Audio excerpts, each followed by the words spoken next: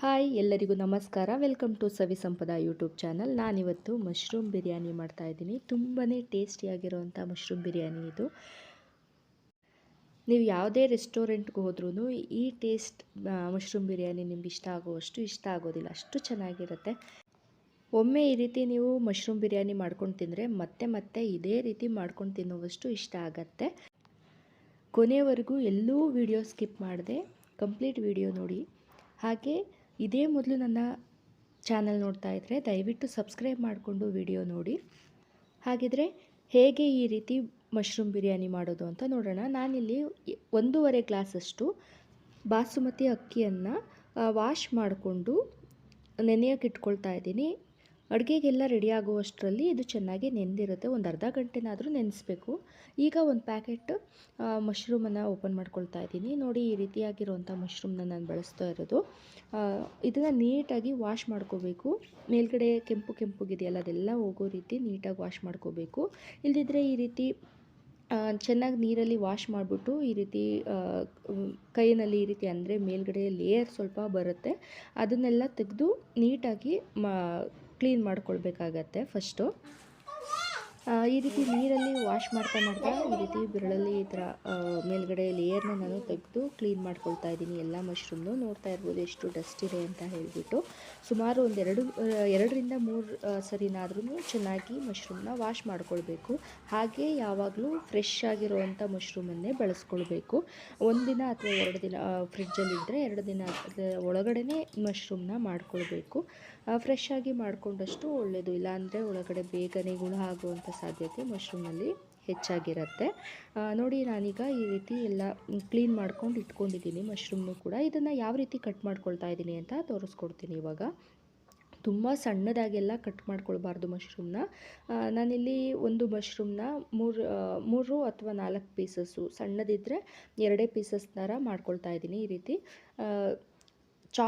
Chop ಮಾಡ್ಕೊಳ್ತಾ ಇಲ್ಲ. ಈ ರೀತಿ ನೋಡಲಿಕ್ಕೂ ಕೂಡ ಚೆನ್ನಾಗಿ ಕಾಣಿಸುತ್ತೆ. ಅಲ್ಲಲ್ಲಿ ನಮಗೆ ರೈಸ್ ಜೊತೆ ಸಿಕ್ಕಾಗ ಅಟ್ರಾಕ್ಟಿವ್ ಆಗಿ ಕಾಣಿಸುತ್ತೆ ಈ ರೀತಿ ಕಟ್ ಮಾಡಿಕೊಂಡಾಗ.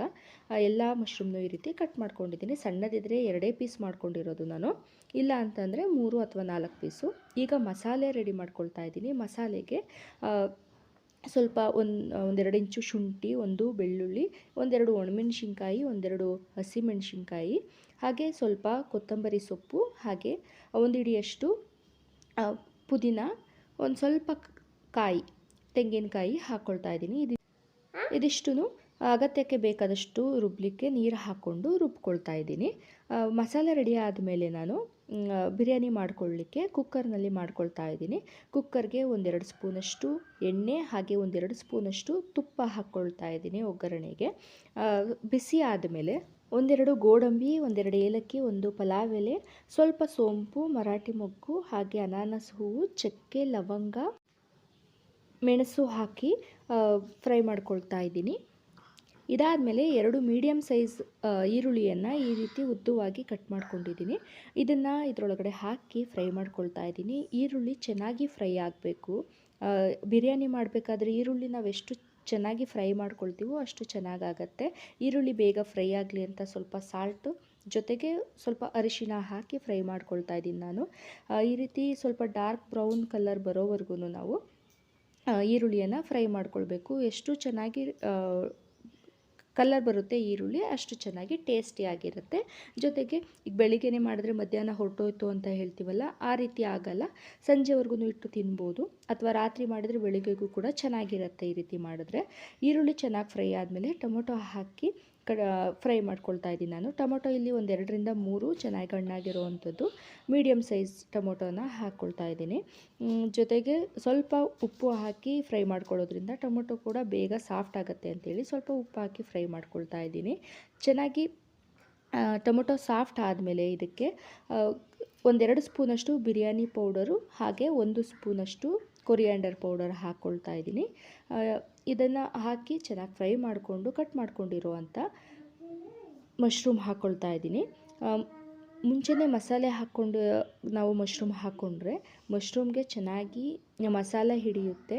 ನಮಗೆ ಮಶ್ರೂಮು ಕೂಡ ಟೇಸ್ಟಿಯಾಗಿ ಅನಿಸುತ್ತೆ. ಇಲ್ಲಾಂದರೆ ಮಶ್ರೂಮ್ ಸಪ್ಪೆ ಸಪ್ಪೆಯಾಗಿ ಬರುವಂಥದ್ದು ಆ ರೀತಿ ಆಗುತ್ತೆ.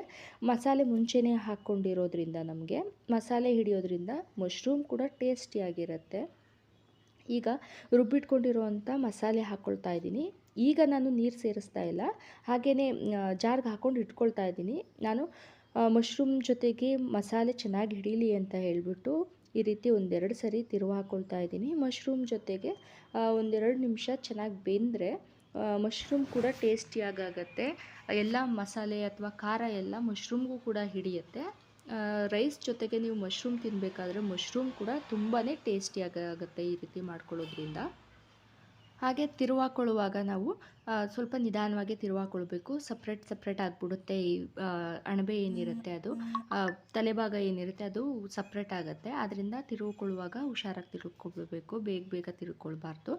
ಇದ್ರ ಮೇಲೆ ನಾನು ನೆನೆಸಿಟ್ಟಿರುವಂಥ ಅಕ್ಕಿ ಹಾಕ್ಕೊಳ್ತಾ ಇದ್ದೀನಿ. ಇವಾಗ ಅಕ್ಕಿ ಎಲ್ಲ ಹಾಕಿದ್ಮೇಲೆ ಒಂದು ಹಿಡಿಯಷ್ಟು ಪುದೀನ ಹಾಕ್ಕೊಳ್ತಾ ಇದ್ದೀನಿ.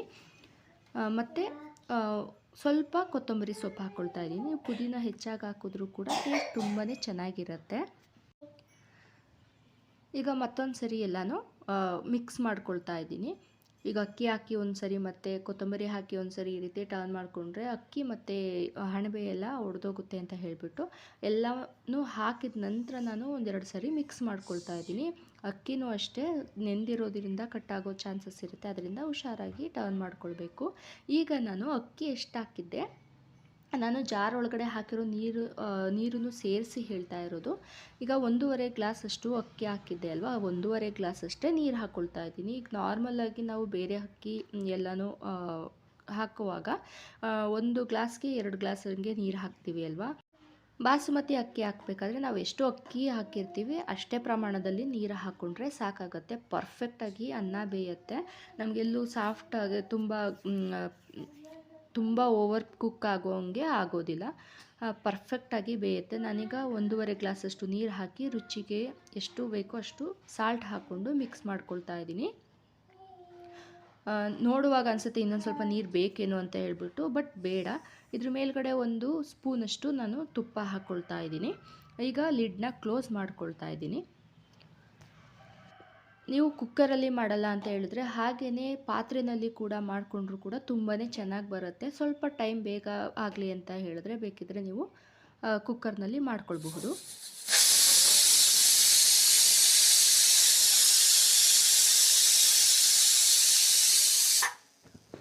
ನಾನು ಒಂದೇ ಒಂದು ವಿಷಲ್ ಬಂದ ನಂತರ ಸ್ಟವ್ ಆಫ್ ಮಾಡಿಕೊಂಡು ಪ್ರೆಷರ್ ಎಲ್ಲ ಕಡಿಮೆ ಆದಮೇಲೆ ಓಪನ್ ಮಾಡ್ಕೊಂಡಿದ್ದೀನಿ. ನೋಡಿ ಎಷ್ಟು ಚೆನ್ನಾಗಿ ಹದವಾಗಿ ಬೆಂದಿದೆ ಅಂತ.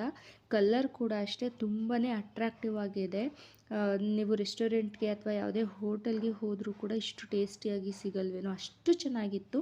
ಹಾಗೆ ನೋಡೋಕ್ಕೂ ಅಷ್ಟೇ ಯಾವುದೋ ರೆಸ್ಟೋರೆಂಟಲ್ಲಿ ಮಾಡಿರುವಂಥ ಅಡುಗೆ ರೀತಿ ಕಾಣಿಸ್ತಾ ಇದೆ. ಹಾಗೆ ಜಾಸ್ತಿ ವಿಷಲ್ ಕೂಡ ಬರ್ಸ್ಕೊಳ್ಬಾರ್ದು, ಒಂದೇ ವಿಷಲ್ನಿಗೆ ಸಾಕಾಗತ್ತೆ, ಚೆನ್ನಾಗಿ ಬೆಂದಿರುತ್ತೆ. ಈಗ ನೀಟಾಗಿ ಮಿಕ್ಸ್ ಮಾಡ್ಕೊಳ್ತಾ ಇದ್ದೀನಿ. ತುಂಬಾ ತಿರುಗೋದು ಬೇಡ, ಅನ್ನ ಎಲ್ಲ ಒಡೆದೋಗುತ್ತೆ.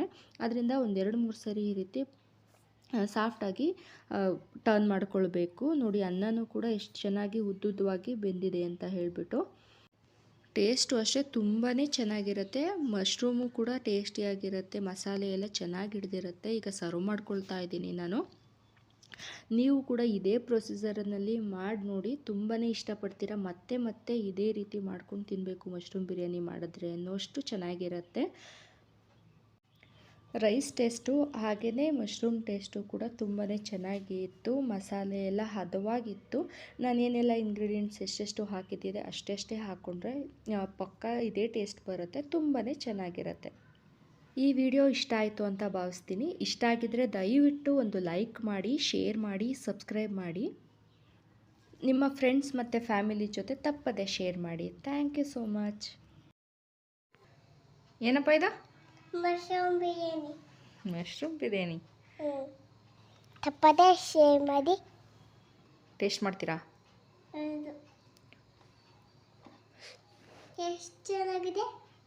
ಎಷ್ಟು ಚೆನ್ನಾಗಿದೆ ಹೇಳಿ ನೀವು ತಿಂದ್ಬಿಟ್ಟು. ಹೇಗಿದೆ? ಚಿಚ್ಚಿ ಥರ ಇದೆಯಾ? ಸ್ಪೂನ್ ಕೊಡ್ತೀನಿ, ನೀವೇ ತಿಂತೀರಾ? ಇಷ್ಟ ಆಯ್ತಾ? ಹ್ಞೂ,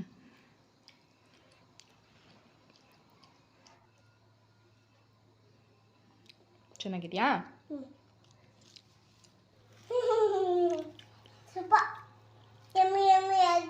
ಹೌದಾ? ಏನು ಏನು ಮಶ್ರೂಮ್? ಹೆಂಗೆ ತಿನ್ನೋದು ಮಶ್ರೂಮ್ನ? ಕಟುಮ್ ಕಟುಮ್ ಅಂತ ತಿಂದು ತೋರಿಸಿ.